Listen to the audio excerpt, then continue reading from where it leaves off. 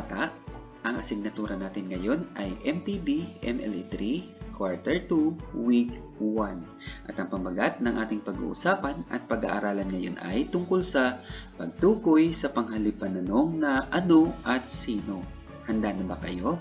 Bilang panimula, madalas ay may nais kang malaman tungkol sa mga tao at iba pang bagay. Dahil dito, ginagamit mong paraan ang pagtatanong. Ano-anong salita ang ginagamit mo? Tama kaya ang napipili mong panghalip pananong?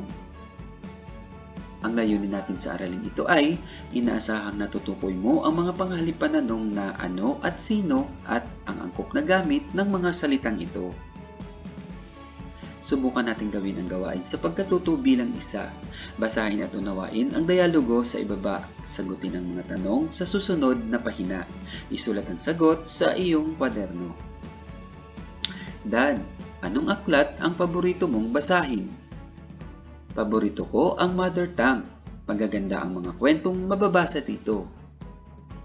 Sino ba ang iyong guro sa Mother Tongue? Ang aking guro ay si Ginang Emerald Soriano. Ano ang paboritong aklat ni Dan? Sino ang kanyang guro sa Mother Tongue? Bakit paborito ni Dan ang Mother Tongue? Napansin mo ba ang mga salitang ginamit na pananong? Ang mga ito ay tinatawag na panghalip pananong na mula sa salitang tanong. Nangangahulugan itong pantanong. Ito ay mga salitang ginagamit sa pagtatanong tungkol sa bagay, tao, puok, gawain, panahon, katangian at iba pa. Ang panghalip pananong na ano ay ginagamit upang sagutin ang mga tanong tungkol sa bagay, hayop, katangian, gawain o pangyayari. Halimbawa, ano ang alaga mong hayop? Anong ginagawa ng mga mag-aaral sa klase? Ang panghalip pananong naman na sino ay ginagamit upang sagutin ang mga tanong tungkol sa ngalan ng tao. Halimbawa, sino ang iyong ina? Sino ang pangunahing tauhan sa kwento? Gawain sa pagkatuto bilang 2, tukuyin ang panghalip pananong sa bawat pangungusap. Isulat ito sa iyong kwaderno. Number 1, sino ang nakakuha ng mataas na marka? Number 2, ano ang paksa ng maikling salaysay? Number 3, ano ang araling tinalakay sa module? Number 4, ano ang ipinaalala ng guro sa mga bata?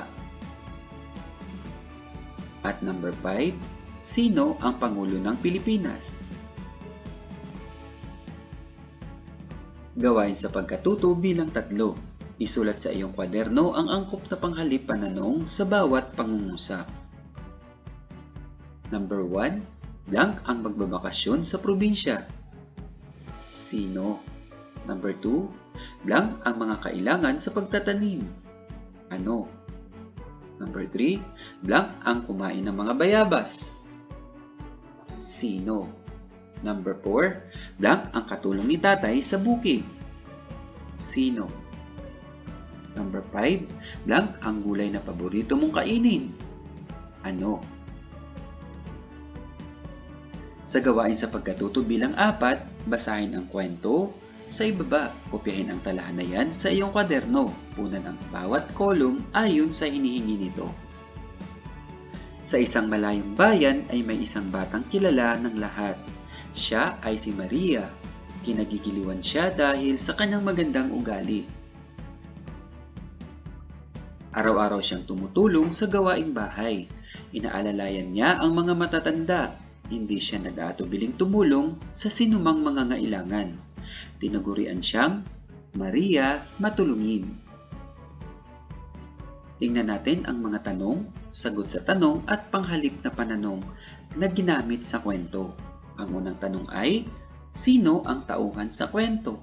Ang sagot ay, si Maria ang tauhan sa kwento. At ang panghalip na pananong na ginamit ay sino? Sa pangalawang tanong, ano ang ginagawa niya araw-araw? Ang sagot sa tanong ay, araw-araw siyang tumutulong sa gawaing bahay. At ang panghalip naman na pananong na ginamit ay ano? Number 3 o pangatlong tanong, sino ang inalalayan ni Maria? Ang sagot sa tanong ay, inalalayan ni Maria ang mga matatanda. At ang panghalip na pananong na ginagamit ay sino? Pang-apat na tanong, sino ang tinutulungan niya? Ang sagot sa tanong ay, sino man ay tinutulungan niya. At ang panghalip na pananong na ginamit ay sino? Sa panglimang tanong, ano ang tawag kay Maria? Ang sagot sa tanong ay, tinatawag siyang Maria Matulungin. At ang panghalip na pananong na ginamit ay ano? Natutuhan mo sa araling ito na ang panghalip pananong ay galing sa salitang tanong. Ang panghalip pananong ay dapat gamitin sa pagtatanong tungkol sa bagay, tao, puok, gawain, panahon, katangian, at iba pa. Ang mga halimbawa nito ay ano at sino. Ayan, ngayon naman ay tunghayan natin ang aralin tungkol sa pangalawang linggo o week 2. Ito ay may pamagat na pagtukoy sa panghalip pananong na saan at kailan. Natutuhan mo sa nakaraang aralin ang paggamit ng pananong na ano at sino. Natukoy mong para ito sa bagay, tao, puok, gawain, panahon, katangian, at iba pa. Pag-aralan mo naman ang mga salitang gamit sa pagtatanong kung nais mong malaman ang lugar at panahon. Ang layunin naman natin sa araling ito ay inaasahang natutukoy mo ang panghalip pananong na sa pangungusap na patanong. Subukan natin gawin ang gawain sa pagkatuto bilang isa. Basahin at unawain ang talambuhay sa ibaba bilang pagpupugay sa isang bayaning guro. Pagkatapos ay sagutin ang mga tanong. Isulat ang sagot sa iyong kwaderno. Si Teodoro Asidillo ay isinilang noong Hulyo 1883 sa Longos, Kalayaan, Lalawigan ng Laguna. Mula taong 1910 hanggang 1921, siya ay naglingkod bilang guro sa mababang paaralan ng Longos. Kilala si Teodoro sa kanyang kahusayan sa pagtuturo. Sa panahon ng kolonyalistang Amerikano, mahigpit na ipinagbabawal ang paggamit ng wikang Pilipino. Pinapatawan ng kaukulang parusa ang sinumang lumabag. Ito ang nagtulak sa unang paghihimagsik ni Teodoro. Pinili niyang gamitin ang wikang Pilipino sa halip na wikang Ingles. Iminulat niya ang mga mag-aaral sa kagitingan at aral ng mga bayaning Pilipino. Tinuruan din niya ang mga mag-aaral ng awiting makabayan. Hindi rin niya ginamit ang mga aklat na akda ng mga dayuhang manunulat. Si Teodoro Asidillo ay maituturing na isang bayani ng ating wikang pambansa. Masasabing isang alamat si Asidillo para sa mga taga-silangang Laguna at Quezon.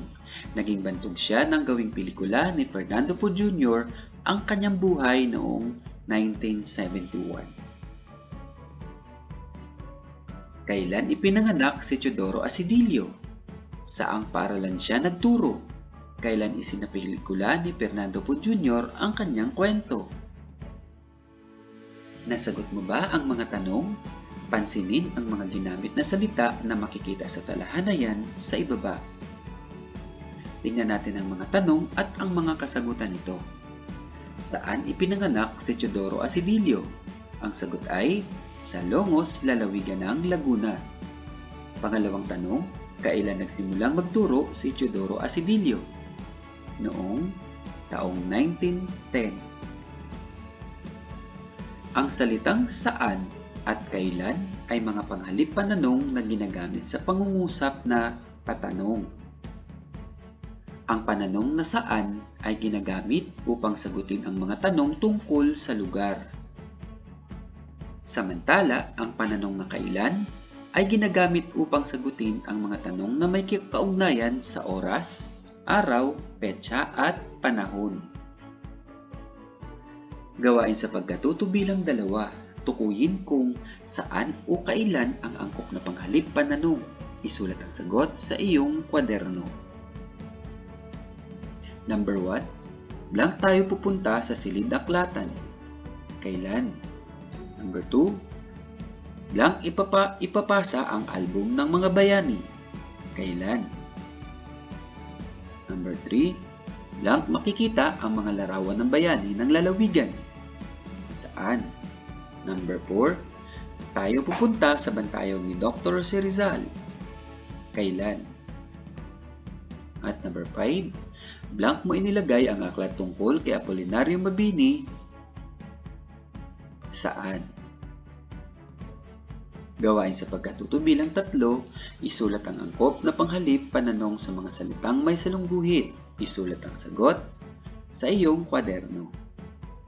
Number 1. Si Jose Rizal ay isinilang sa Calamba, Laguna.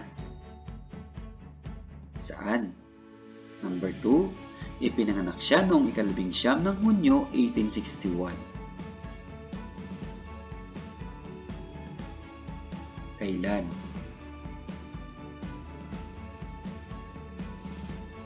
Number 3. Binabasahan ng aklat si Jose tuwing gabi ng kanyang ina. Kailan? Number 4. Nagtungo sila sa simbahan ng Antipolo. Saan? Number 5. Sa Ateneo Municipal de Manila siya nagtapos ng isang kurso. Saan?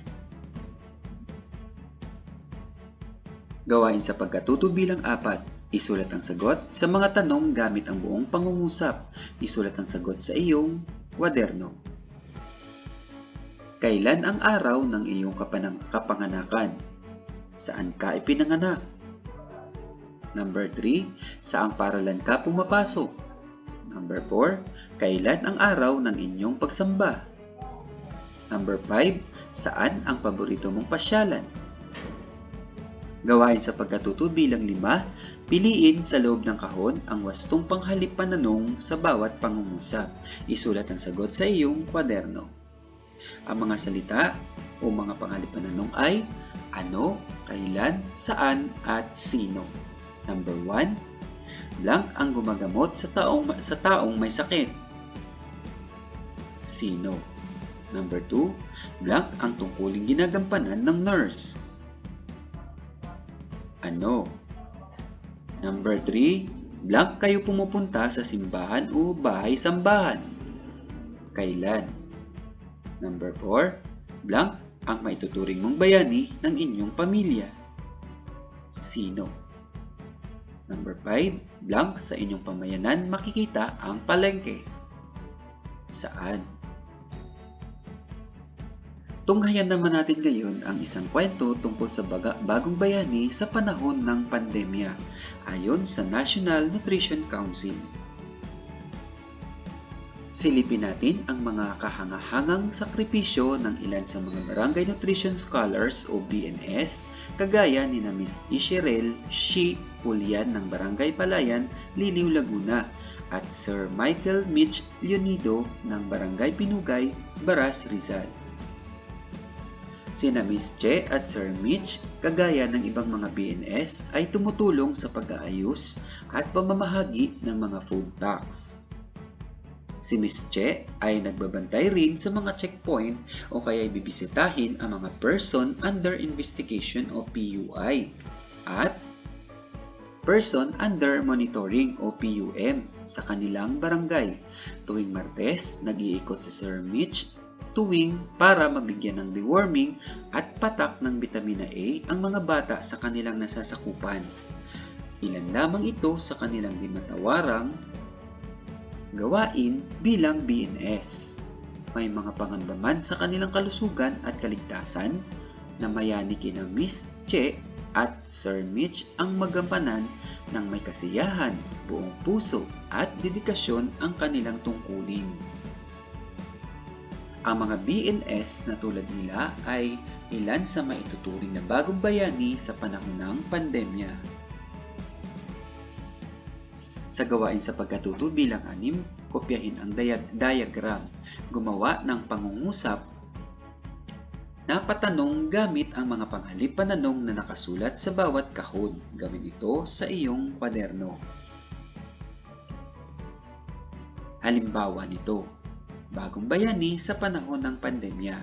Ang mga panghalip na pananong ay na ano, sino, saan, at kailan ay lalagyan natin ng ganito.